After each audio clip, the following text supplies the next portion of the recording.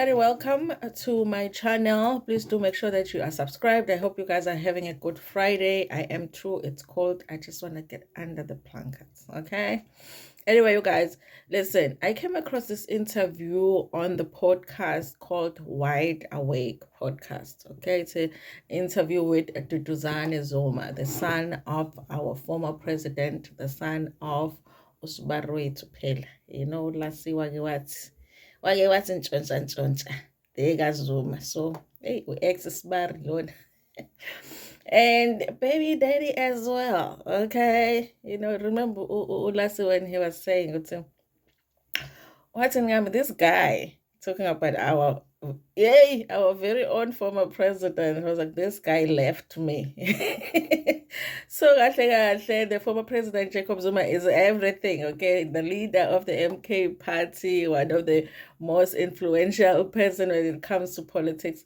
So Duduzani Zuma, his son, was doing this interview, you guys, and it's a good one. It really is a good one. I like an interview where an interviewer sounds like they really are interested in the interviewee's life, and they sound like they want to know every single detail about their life, because then it makes us, get answers to a lot of questions that we have too about the guests. So I'm loving the interview, you guys. Now, on this video, I want to talk about what his response was when it comes to polygamy, okay? Because I do feel like it's one of the most honest answers that we have ever received from somebody that has grown up in polygamy. Because, guys, listen, I'm one of those people that believe that polygamy was created by a man and for a man. Yes, women in polygamy can make it work, but it's not for them. It's not to accommodate a woman. It's not to accommodate children. Everybody else just makes it work because they don't have a choice. They're there. But it is for a man, So it's interesting to hear what his answer is. So I'm just going to let you listen to it, you guys, and then I'll come back at the end with my commentary. Definitely true, where he set his priorities on what it is that he deems important. And he said this, and it's so I'm quoting him. In his life, in order of importance, it was the ANC, then government, then family. Someone else being called my mother, I was like, oh, what the hell are you talking about, man? No, this is your other mother, and these are your sisters. And I'm like, what you telling me? I was on my Josh. I'm like, what are you talking about? Because I was also in Pleasantville, at that time. Yeah. Not being exposed to the dynamic of what polygamy is and the extended family, the broader family. So it took time to adjust to it, and I'll say it was over a period of maybe two or three adjustments, and that would be within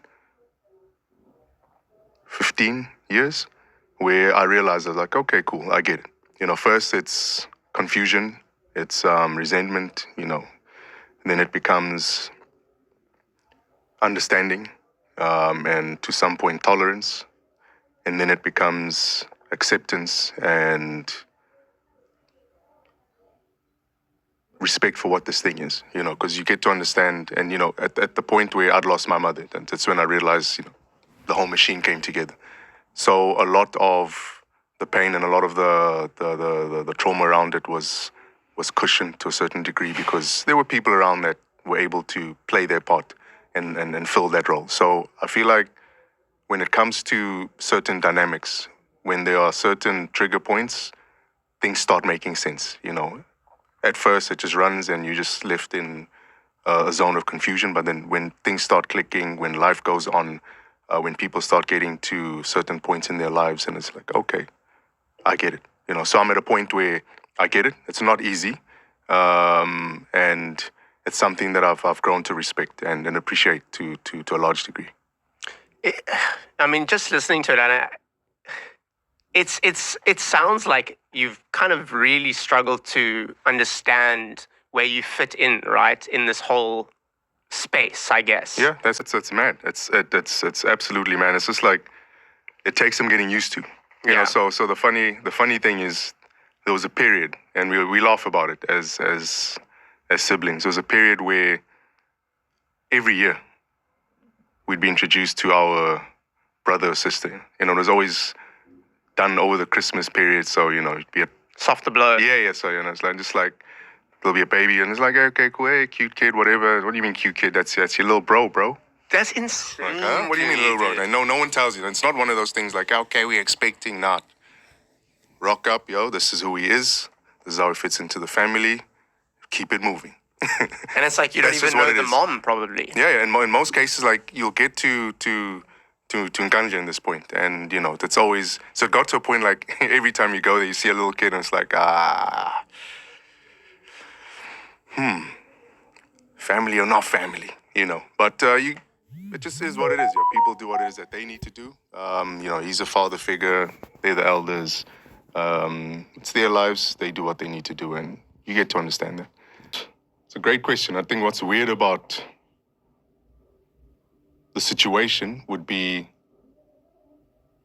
growing up, it was normal to not see my old man for months. When he came around, It was just like, okay, cool, he's out doing his freedom fighting thing, great. And then at some point, when you start realizing, hold on one second, this is not normal, you know, because, you know, we come across the Joshes, you know, they're having lunch and dinner every day and, you know, being dropped off at school. And it's, you know, it's like, okay, that's nice. I haven't had that before. I wonder what that feels like.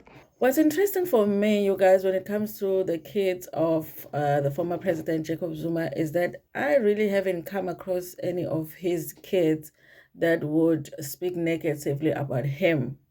They always make it clear to say, Guti, he is a good man, he was a good father.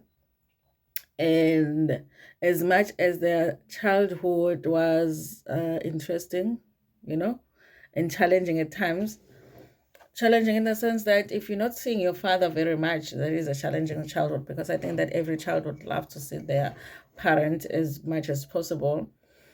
They don't speak negatively of him as a person, you know.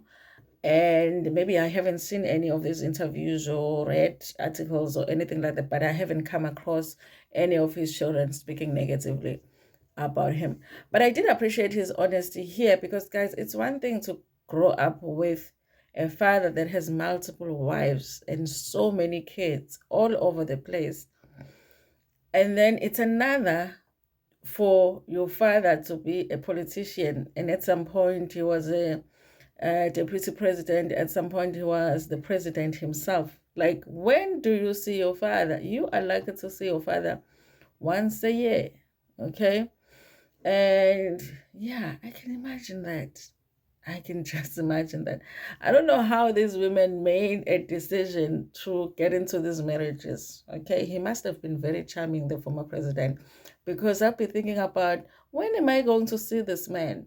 Okay, when am I going to see this man?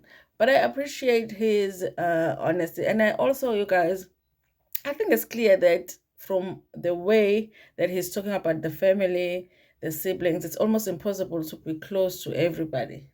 They're just siblings that you don't even get a chance to spend time with. You might know that, okay, there's another mother there who has 3 kids, and then there's another one there, but it's impossible to actually be close to everybody.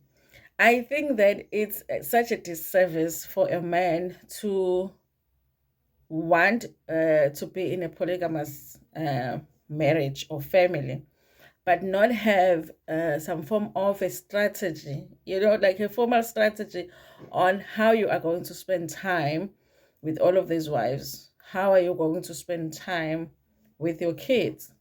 You know, it's almost like you just meet a woman, you fall in love with her, you marry that one. You meet another one, you fall in love with her, you marry that one. I feel like it's not fair to everybody else that has to be part of this family if you don't have a plan on how you are going to be present for everybody, you know.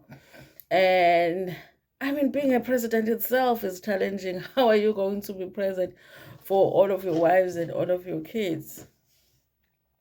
I don't know, you guys. I guess Babzuma was really charming, because after like the fourth wife, I don't know why the other one still wanted to be the fifth wife. I don't know why Lassie thought that she was going to, you know, manage to be the next young thing for Ubaba president.